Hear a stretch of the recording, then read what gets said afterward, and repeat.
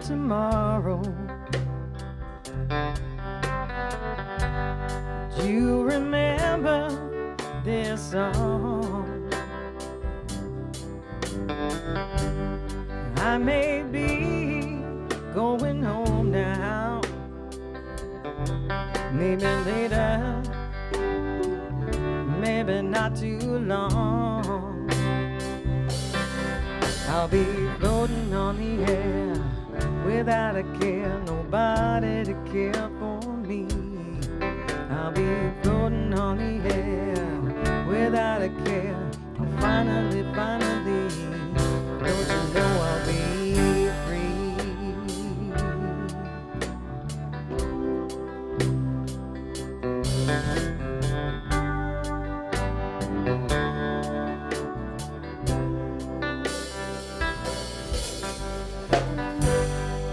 Take this notion, take it with you,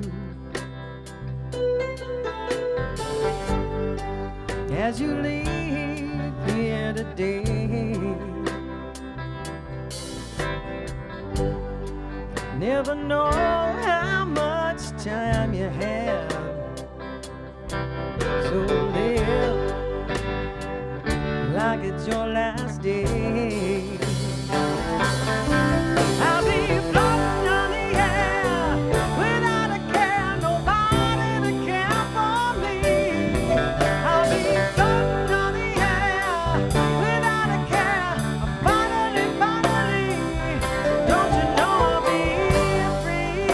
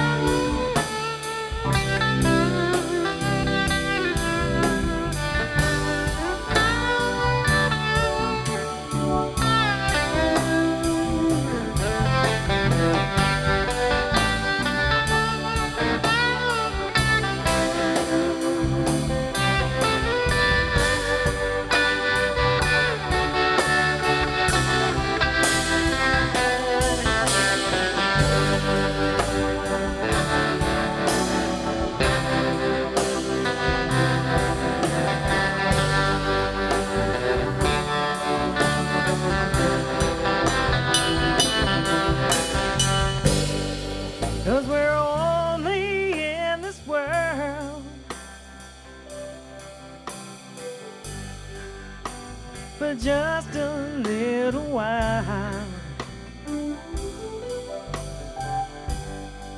got to make it while you can. 'Cause after all, you're just a child.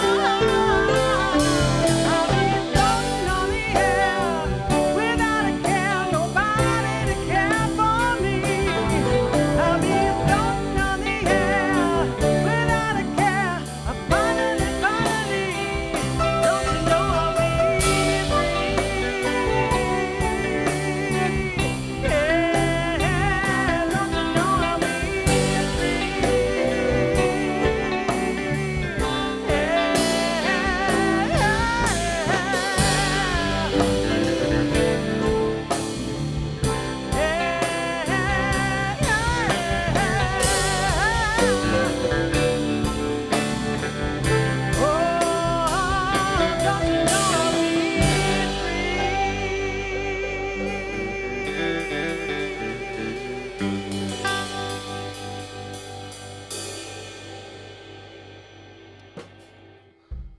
Okay. All right. All right. Y'all ready? All right.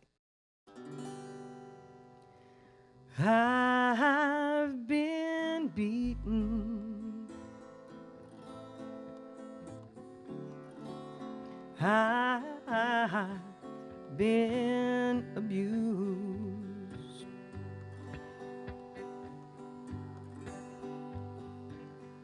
I've been stepped on. I've been confused.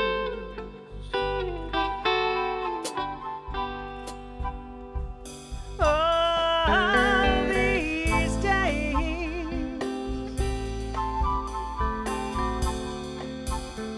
I'm feeling so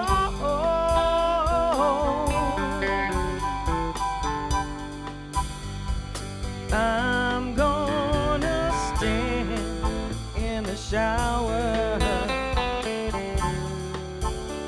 till the water runs cold.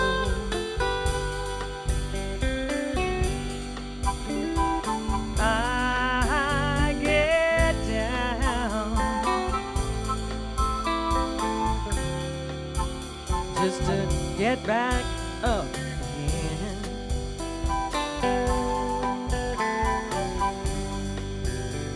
I'll run into foes,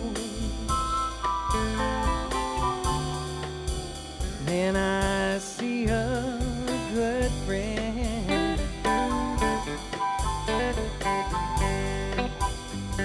Sometimes when life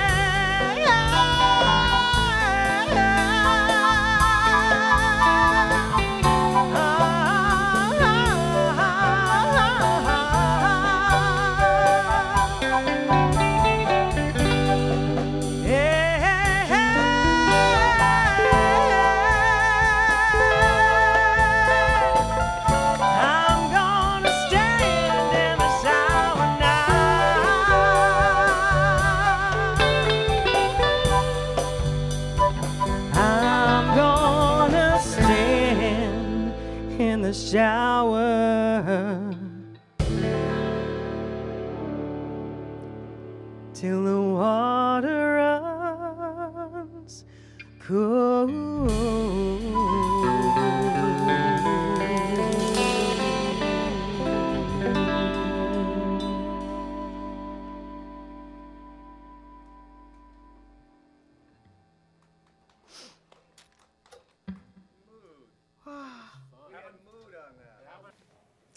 Welcome to Just Music. This is a music show here produced at CMAC, and today we are really lucky to have a wonderful guest, Pinkie Rideau.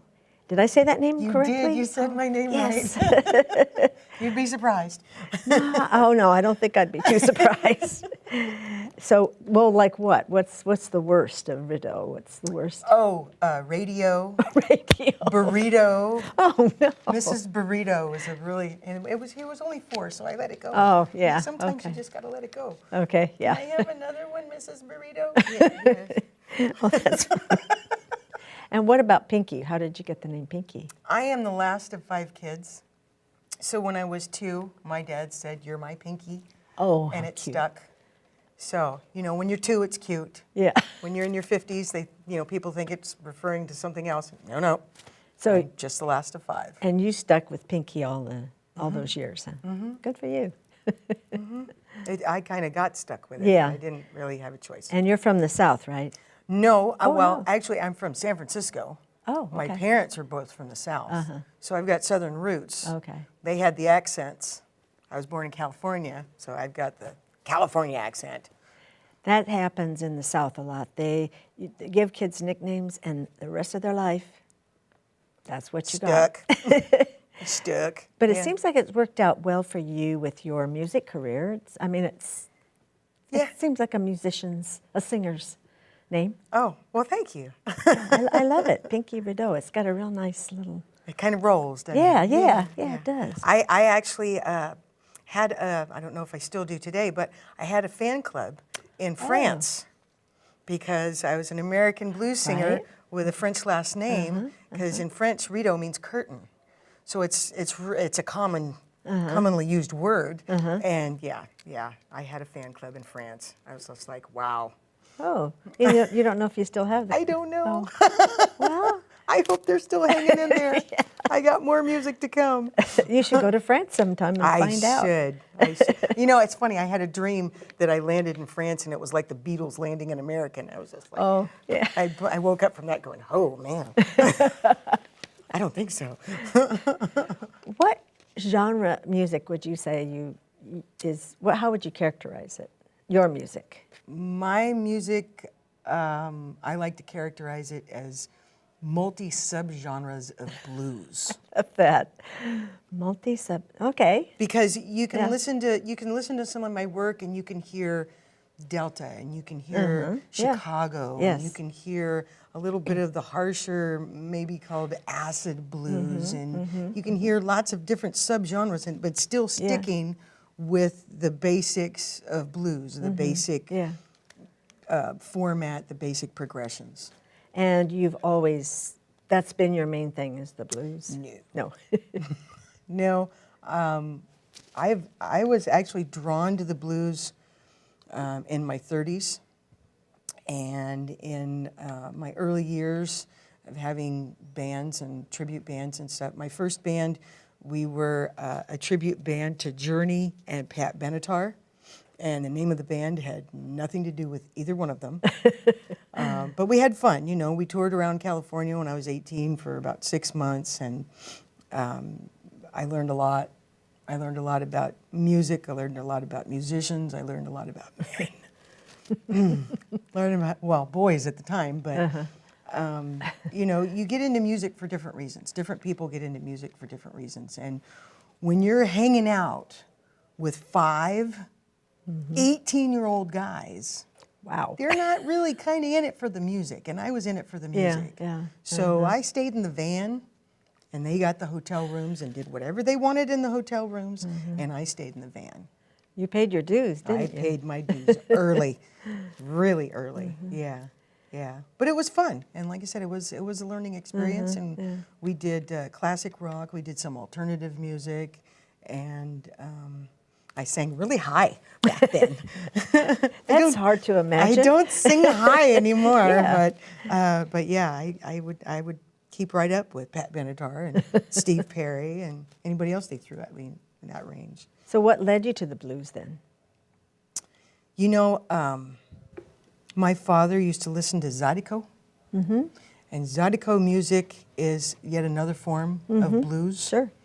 And I was listening to Kristen Cheyenne, who is a Cajun Zydeco artist, and I couldn't understand the words because it's sung in Cajun, Yeah. but the progression was there. Yeah. And I was like, hey, that sounds pretty good. So yeah, my first exposure to blues kind of music was Zydeco music, and I was probably early 20s, mid 20s, yeah. I could see you singing Zydeco. I Yeah. could. Yeah. I even wrote a couple of songs that had a little bit of Cajun in it, not a lot. I can understand it, but I can't speak it. I had an uncle that he just refused to speak English, you know. Okay, and he spoke Cajun? Cajun French. Oh, okay. And so we would have full-on conversations because I didn't speak French and he wouldn't speak English, and it was funny. You know, anybody, an outsider, was like, "What is going on?" You know, but yeah. I know when you hear that Cajun dialect, it's really different. It's very different. You can hear the French coming through a little bit, but People who speak French are just totally left in the dark. Yeah, no, you can't you can't translate. No. So, when did you come here to this area? Tell me a little bit about your background, where you grew up, and how you got here. I was born in San Francisco, and when I was 12, my dad retired, and we ended up in the Yuba Sutter area, around Marysville. And then when I was 18, I was on the road with the guys, and then I had kids, and so I had to raise them. So I moved to the Sacramento area for the first time. And I was about 40, 42. And I started going to blues jams, collecting phone numbers. I'd go out to a jam, I'd come home with 18, 20 phone numbers, and I'd start making phone calls. First song you ask somebody when you want them to be in your band is, how many songs do you know? Yeah, yeah. Very important. How many songs? Because you go to a blues jam and they do 3 songs. And some people may do those 3 songs very well. Yeah. But that's the only 3 songs they know. So you have to put yourself out there. And then you have to have rehearsals. And once I turned 45, I decided we aren't rehearsing anymore. Because I was paying for space and not everybody would show up. Somebody decided they didn't want to do it, they wanted whatever. So then it became, well, here's 3 discs. You go home and practice, and you join the band in 2 weeks.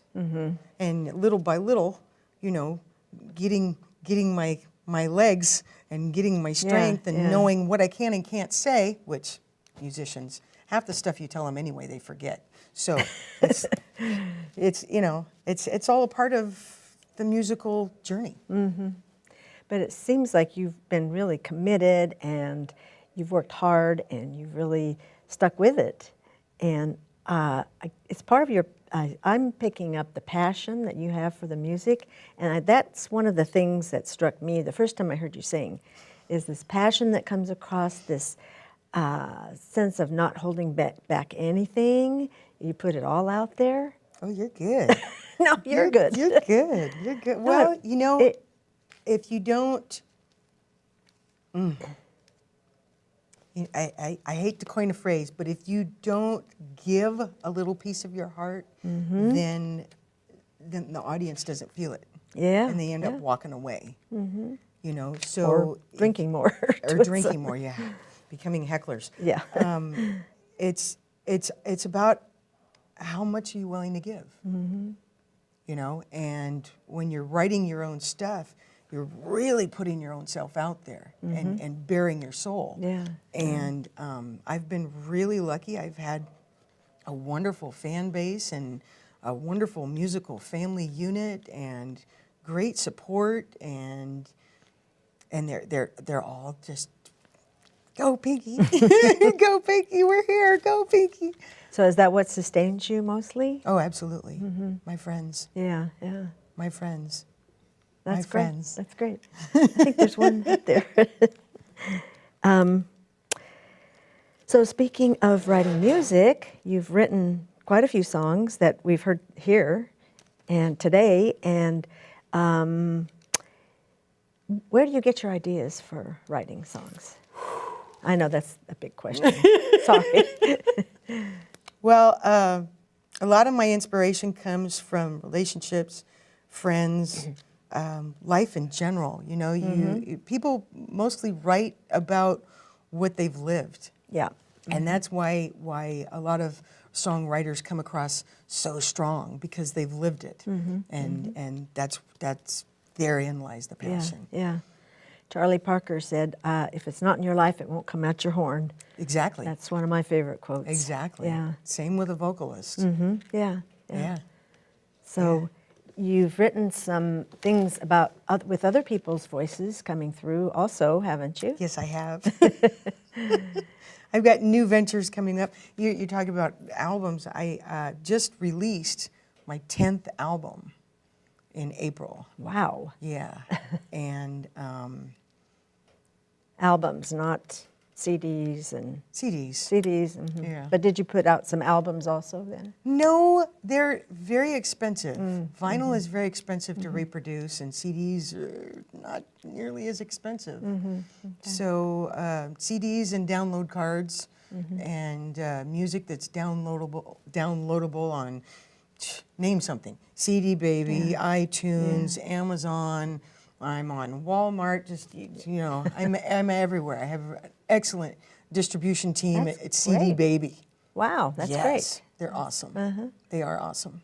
Now, some of the songs you wrote, one of the CDs that I've had the privilege to listen to is the one with the prison songs on it. So why don't you tell me how that came about, how you got involved with writing those songs? Back in the 90s, I had an idea to correspond with a couple of ladies on death row. And I actually, I did that. I corresponded with 2 ladies on death row for 3 years. And that was the basis for the material on the new release that just came out in April, Death on Blues Row. And I love that title, by the way. thank you. And the ladies were 2 totally different types of people. And So there was just 2 women you corresponded these with? 2 women that I corresponded with, and I used their letters and their poems and their stories to formulate the songs on the album. And if you pay attention to the lyrics and the style of the music itself, you can actually hear their 2 different personalities. And I was actually very apprehensive about putting out this work. I had a writer's block that had affected me from 2012 until last December.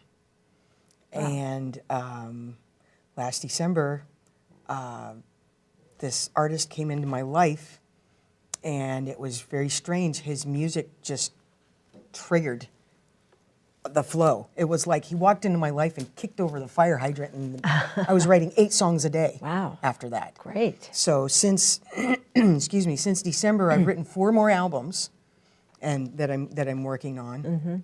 I've also gotten offered 2 movie title tracks that I've written, and those movies are in production, and this is kickstarting my songwriting career. That's great. Yeah, and I know it's backwards, but I got all this music out and all this stuff recorded, and if somebody says, "Oh, I need a song about this," I'll go, "Here you go." There's one right there. Well, hopefully that's lucrative and going to be a good part of more of helping you sustain yourself. Hopefully, yeah, hopefully. Yeah. Yeah, that would be wonderful. Yeah, which brings me, I think, to a question that you said you wanted to talk about. I know. And I don't know quite how to get into it, but you shared something with me about your life situation. So, and it's a subject that's dear to my heart because I work with homeless here in town at a group that is a transitional living center. So anyway. Yeah, I have been a part of what I call the 60%. And in my experiences with homeless people and being a homeless person, I've noticed that you only see about 40% homeless people. There's people that camp in tents. You don't see the children, you don't see the families. Yeah, and you yeah. don't see the hidden homeless, and that's what I call myself. I've been bouncing around from friends' backyards, backyard to backyard for a couple of years now. And I've been disabled for the last 2 years also. And like I said, there's 60% of homeless people that you don't see, that aren't, in plain view. Yeah. And we take great offense when we're, all homeless are addicts and all homeless are alcoholics and all mentally homeless are mentally, it's not like that, and I feel bad because there are children in the homeless category, and they're ashamed to tell people that they don't have a place. That they live in the shelter, that they live at a friend's house, that they wherever they live. They're ashamed. And I think something needs to change. Oh yeah, definitely. The attitudes that people have toward the homeless, it's really, it's horrible. I've heard the things from people, and well-meaning people who say things that just kind of, it's unbelievable. And the other thing I've noticed is people talk about, there's the hidden homeless, but they walk by people and they're not seeing them as people anymore either. They just walk by them and they don't, I make it a point to try to say hello to people, and they always look surprised. Oh, you really want to surprise somebody that's homeless? Ask them if they're okay. Yeah. They don't get that enough. Yeah. You don't know if this guy's sleeping, if he's passed out, Yeah. or if he needs medical help. Yeah. And it's not going to bother him if you go, hey, are you okay? Yeah. More likely than not, you're going to get, oh, no, I'm fine, thank you. Yeah. I think people are afraid they'll be asked for money, and, I figure, so what? You give them a few bucks, Yeah, if only it was that easy. Yeah. So your situation is hopefully changing. Hopefully, with the new ventures that I'm taking on and new music coming out, and all the time new music coming out, and new artists coming into my life that are going to be on my new recordings, and possibly even an opportunity to have my own recording studio. Oh, wow. In Sacramento? Yes. I'll knock with you. In Sacramento, yes. Okay. Which would be really cool because I've had people tell me that I have an ear. I have an ear for the recording and the mixing and the mastering. So you're kind of getting on the whole other side of things in a way. Can't perform anymore like I used to. So I've seen you just belt out an amazing performance. So that takes a lot out of you then? It does. And I don't normally have a big drum set like this right behind me. And that the vibrations affects me medically, and it'll probably take me a few days to get over this, but I'll be all right. I'll be all right. Well, you're amazing that Thank you. That with all these things going on that you're still doing.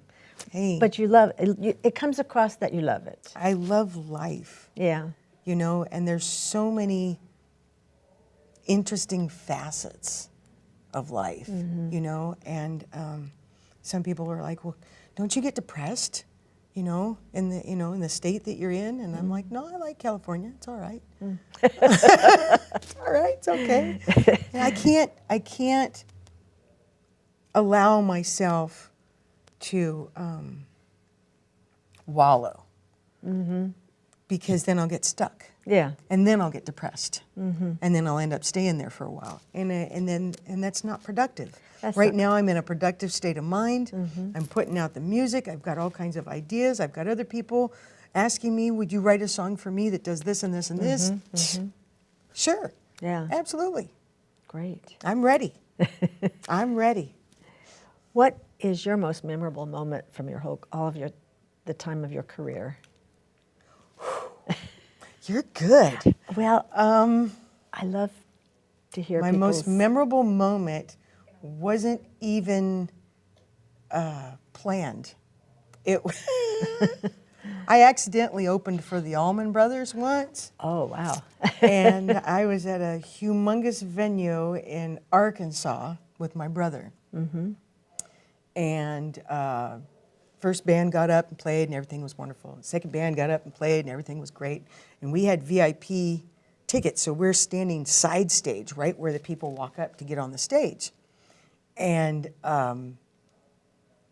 I couldn't help but notice that the stage manager was kind of back off to the stage, crouched down. I don't know what he was doing, but for some reason, the microphones for the instruments had gone out. The vocal mics were still working, but the microphones for the instruments had gone out. So I walked over to him, and he's crouched down like this, doing his thing. And I said, "Hey, you know, people are getting restless. You mind if I, you know, get up and entertain a little bit?" And he went like this, "Yeah, yeah, yeah." Well, in my mind, he said yes. Up on the stage I went, and I grabbed that center stage mic, and I sang Mercedes-Benz, Janis Joplin, to 80,000 Wow. people. That is a memorable moment. And got him clapping. Oh, Lord, Yeah. won't you buy me a Mercedes-Benz? When I got done with the song, the guy comes up to me, puts his arm around me, and he goes, "Who are you?" I said, "I'm Pinkie Rideau. I thought I'd just help you out for a minute." He goes, "You keep that up, you're going to be headlining this show Yeah, one day." yeah. And he said, "Give her a hand." And it was just like a wave. It was tremendous. It was awesome. It was awesome. Oh, that's great. What a memory. So the best memory of my Yeah, musical yeah. career was an accident. Well, I suppose a lot of good memories are accidents. Yeah, it was awesome. So you have some things coming up, don't you? Oh, before you go there, let's talk about your awards. You have some Oh yeah, I awards got that you've won. a couple of awards. Yeah, in 2011, I got the Modesto Area Music Association Best Blues Jazz Award for my band. That's a MAMA award. And then after I retired in 2012, 2014, I was invited to the Sutter Buttes Music Association's award ceremony, where they gave me the Legendary Blues Vocalist Award. Wow, Yeah, I like that one. that's great. Did you get plaques or did you get? I got an award. I Oh, got a cool. Yeah, I got an award. And the Mama Award is this giant piece of steel. And you know, we're conversing pretty nicely right now. When they handed me that piece of steel, this daughter of an iron worker just broke down. I had no words. Both of my parents had already passed away.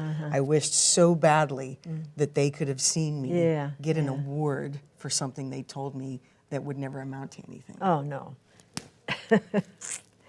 I think we're almost out of time, but I still have so many questions I want to ask you. Shoot. What's coming up next for you? What's on the calendar Right for now, you? I'm working on the title tracks for movies, and the title track to the movie Soul Cage is done. It's finished. It's ready to go in the can. Soul Cage? Soul Cage. It's All right. it's about a woman whose MMA career is dampened by the fact that her father is a mob kingpin.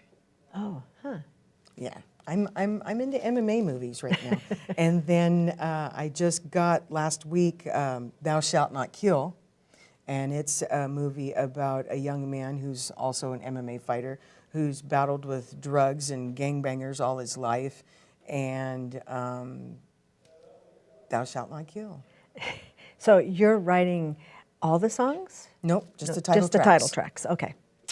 Well, that's cool. That's great. Yeah. And you're coming up, you're going to be playing here in Fresno at Lucy's in August. Yes, And July. and then August. the end of July and then in August. Do you have dates or anything? I do. It's on a Sunday, right? It's on a Sunday. Well, but Richie has it on his calendar, and it'll be all over Facebook. yeah, so, yeah. You know, and if it'll you be really on- want to know, it won't be that hard to find it. It's on Lucy's calendar Yeah, on it's Facebook Lucy's, too. So yeah. Well, Pinkie, thank you so much. Thank you for coming and talking and for playing your wonderful music. I'm a fan. I'm a fan. Aw, I'll thank start a you. new fan club for you right here, okay? But they don't have to be French. No. They can be if they would. We won't kick those people out. Right. Thank you very much. Thank you. Thank you. Hug. Oh, hug. I don't. Thank you. This has been Just Music with Dixie Salazar is your host, and Pinkie Rideau as our special guest today.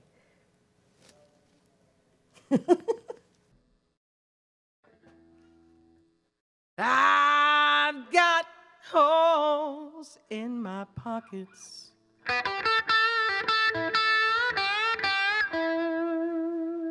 And holes in my shoes.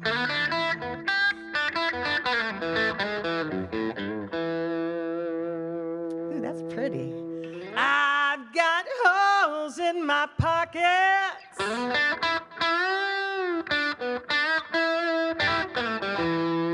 And holes in my shoes.